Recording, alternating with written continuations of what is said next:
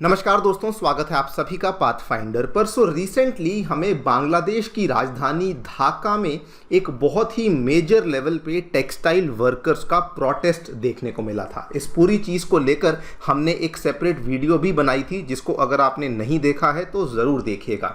लेकिन आज दोस्तों, in a very very surprising development, Bangladesh की जो वहाँ की एसोसिएशंस हैं जो कि टेक्सटाइल इंडस्ट्रीज़ को ओवरसी करती हैं, सुपरवाइज करती हैं, उनके द्वारा एक ऐसा स्टेटमेंट दिया गया है जिसमें कि उन्होंने कहा है कि ये वाले जो गारमेंट वर्कर्स के द्वारा प्रोटेस्ट को कैरी आउट किया गया था, ये असल में भारत के द्वारा यहाँ पे इन प्रोटेस्ट को जानबूझकर करवाया गया था। आप लोग यहाँ पे देख सकते हैं, एक कंपनी है नेक्सस ग्रुप, उसके मैनेजिंग डायरेक्टर अब्दुल रशीद हुसैनी, इन्होंने सीधे सीधे शब्दों में ये कहा कि जो लोग नेबरिंग कंट्री को प्रोटेक्ट करने की कोशिश कर रहे हैं वही लोग हैं जिन्होंने हमारी कंट्री में इन टेक्सटाइल वर्कर्स के प्रोटेस्ट को यहाँ पर जानबूझकर शुरू करवाया है। आप लोग यहाँ पे देख सकते हैं दोस्तों, खबर कल ही सामने आई है।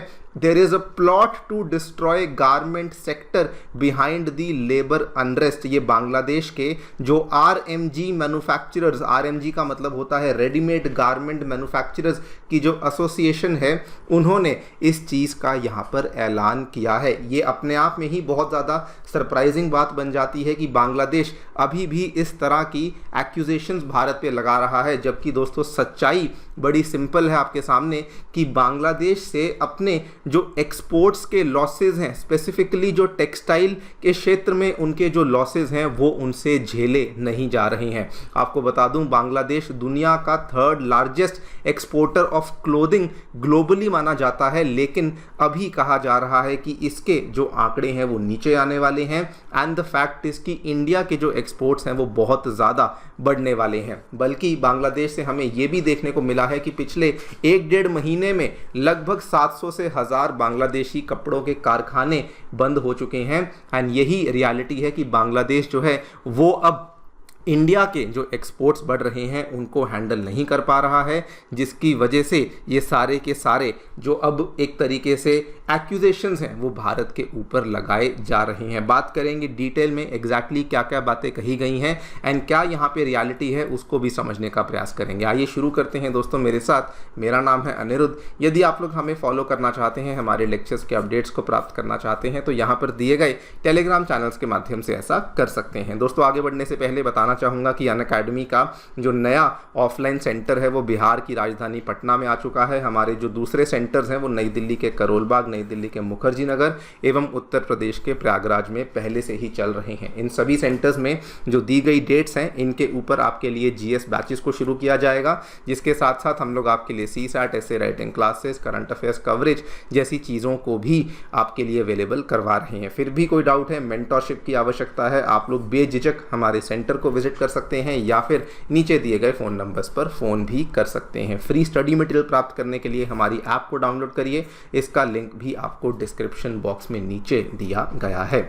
ऑल राइट, सो मैं आपको थोड़ा सा बैकग्राउंड बता दूं। ऑलरेडी पिछले साल से ही बांग्लादेश के जो टेक्सटाइल वर्कर्स हैं, जिनको कि गारमेंट वर्कर्स भी कहा जाता है, उनके द्वारा एक बहुत लंबी स्ट्राइक को शुरू किया गया था। ये वाली जो स्ट्राइक है पिछले साल अक्टूबर 2023 में शुरू करी गई थी। इनकी डिमांड बड़ी सिंपल थी कि हमारी जो मंथली तनख्वाह है, जो हमारी मंथली आय है, उसको ऑलमोस्ट 3 गुना किया जाए, बिकॉज हमें जो ग्लोबल स्टैंडर्ड्स हैं उसके हिसाब से बहुत ही कम जो पैसा है वो मिल रहा है। और दोस्तों ये वाली जो स्ट्राइक थी, ये वाली सिचुएशन और ज़्यादा बिगड़ गई पिछले 2 महीने से, बिकॉज बांग्लादेश में सरकार गिर गई और इनको नए एक्सपोर्ट ऑर्डर्स आने भी बंद हो चुके थे। बल्कि रियलिटी ये थी कि बहुत सारे एक्सपोर्ट ऑर्डर्स जो कि अभी तक बांग्लादेश को आते थे, वो बांग्लादेश से शिफ्ट होकर भारत की तरफ जाना शुरू हो गए, जिसकी वजह से यहाँ पे रेडीमेड गारमेंट के जो वर्कर्स थे, उन इंडस्ट्रीज़ ने वर्कर्स को फायर करना शुरू कर दिया, उनकी तनख्वाहें बल्कि रोकना शुरू कर दी, होल्ड करना शुरू कर दी, जिससे कि प्रॉब्लम और भी ज़्यादा बढ़ गई। ये प्रॉब्लम इतनी बढ़ गई थी कि 30 सितंबर को बांग्लादेश में भारी लेवल पे प्रोटेस्ट हुआ था। ये बांग्लादेश की राजधानी ढाका, इसका एक सबब है जिसका नाम है अशूलिया।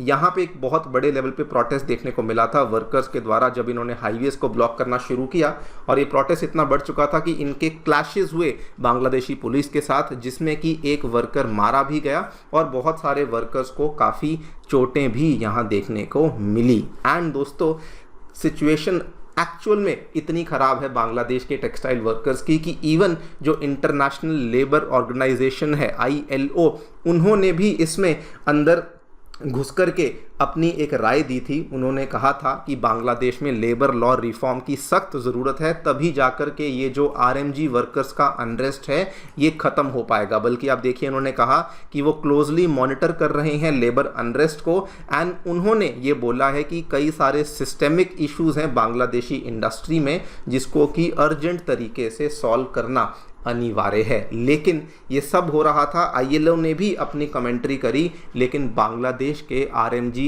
एसोसिएशंस के द्वारा देखिए आपके सामने क्या क्या कहा गया। सबसे पहले एक वहाँ पर जो उसके मेंबर हैं उन्होंने कहा कि थर्ड पार्टी का इसमें कुछ ना कुछ हमें इन्वॉल्वमेंट देखने को मिल रहा है। उन्होंने यहाँ पर नाम नहीं लिया, लेकिन दोस्तों एक और इंसान, नेक्सस ग्रुप के मैनेजिंग डायरेक्टर अब्दुल रशीद हुसैनी, इन्होंने कहा कि नेबरिंग कंट्री के इंटरेस्ट को बचाने की कोशिश की जा रही है, और जो लोग नेबरिंग कंट्री यानी कि इंडिया के इंटरेस्ट को बचाने की कोशिश कर रहे हैं वहीं पे बांग्लादेश वही लोग हैं जो कि बांग्लादेश की गारमेंट इंडस्ट्री में एनार्की को कॉज कर रहे हैं। यानी कि इस तरीके से जो प्रोटेस्ट हैं ये वही लोग यहाँ पे जानबूझ के करवा रहे हैं। और भी बहुत सारे कमेंट्री हमें देखने को मिली। एक और इंसान है लुत्फे मावला आयूब, इन्होंने यहाँ पर क्या कहा, miss information is being spread against us. और बल्कि एक और इंसान ने कहा कि जो अशूलिया में देखने को मिला ये कोई लेबर वाली प्रॉब्लम नहीं बल्कि ये लॉ एंड ऑर्डर वाली प्रॉब्लम है, जबकि इंटरनेशनल लेवल पे रिकॉग्नाइज हो चुका है कि लेबरर्स को दिक्कतें हैं।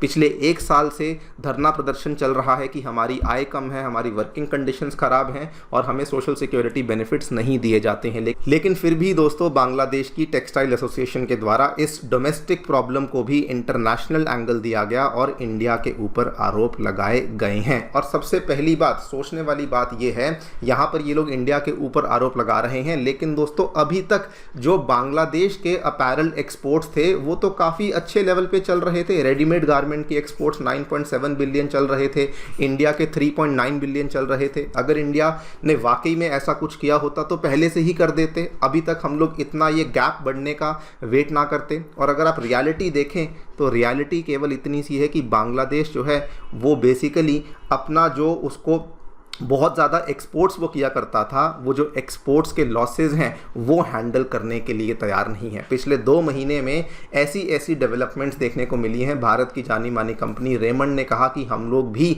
अपने जो बिजनेसेस हैं उसको बांग्लादेश से बाहर निकालेंगे, अपनी फैक्ट्रीज़ को वहाँ से बंद करेंगे। बल्कि बहुत सारे जो इंटरनेशनल लेवल के जो ब्रांड्स थे जो कि बांग्लादेश में अपनी मैन्युफैक्चरिंग करते थे उन्होंने अपनी मैन्युफैक्चरिंग इंडिया में शिफ्ट कर दी है। नेदरलैंड्स के ब्रांड, जर्मनी के ब्रांड, पोलैंड के ब्रांड, ये सारे ब्रांड्स शिफ्ट हो चुके हैं इंडिया के। तमिलनाडु का एक छोटा सा टाउन है तिरुपुर में, वहीं पर नोएडा में जानी मानी कंपनी ज़ारा की मैन्युफैक्चरिंग शुरू हो चुकी है। कपड़े जो कि अभी तक बांग्लादेश में बनते थे वो in very simple terms basically अब इंडिया में बनना शुरू हो चुके हैं। और यही बात है जो कि बांग्लादेश से डाइजेस्ट नहीं हो रही है। बल्कि आंकड़े भी देख लीजिए, और ये रिसेंटली सामने आया था 2 दिन पहले कि वियतनाम और इंडिया ने बांग्लादेश को हरा दिया है in terms of high value apparel exports to the America. यानी कि सस्ते कपड़े तो अभी भी बांग्लादेश ज़्यादा बेचता है, लेकिन जो महंगे कपड़े हैं वहाँ पर वियतनाम और इंडिया दोनों ने ही बांग्लादेश को पछाड़ दिया है,